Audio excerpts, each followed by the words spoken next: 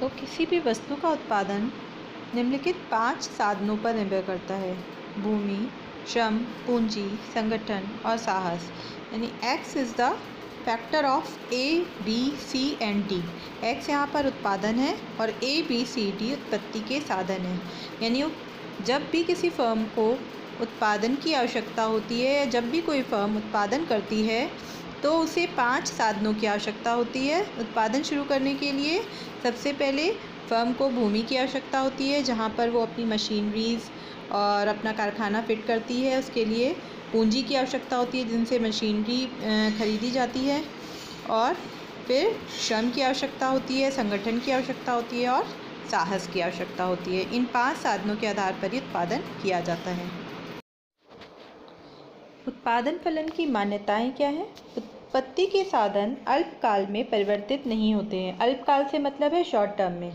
मतलब जब कोई भी फर्म उत्पादन शुरू करती है तो अल्पकाल में एकदम से अगर मान लीजिए उत्पत्ति को बढ़ाना है, किसी वस्तु के उत्पादन को बढ़ाना है, तो नई पूंजी, नई भूमि खरीद करके, नई मशीनरी लगा करके बहुत सारी इकाइयों का उत्पादन तो नहीं करने लगेगी, बल्कि उत्पादन को बढ़ाने के लिए वो क्या करेगी, अल्पकाल में कौन से साधनों को बढ़ाएगी? श्रम को बढ़ा सकते हैं, कच्चे माल को बढ़ा सकते हैं। तो अल्पकाल में उत्पत्ति के साधनों में परिवर्तन नहीं होता है।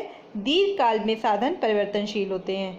जब लॉन्ग टाइम पीरियड में, यानी कि साल 1.5 साल में नई यूनिट बहुत ज़्यादा उत्पादन को बढ़ाना है, तो लॉन्ग टाइम पीरियड में क्या होता है, साधनों को परिवर्तित किया जा सकता है, भूमि को बढ़ाया जा सकता है, नई यूनिट लगाई जा सकती है, या साधनों को कम किया जा सकता है। मान लीजिए उत्पादन को कम करना है तो अपनी यूनिट को छोटा किया जा सकता है। टेक्नोलॉजी में कोई परिवर्तन नहीं होता है और उत्पत्ति के साधनों को छोटी छोटी इकाइयों में विभाजित किया जा सकता है।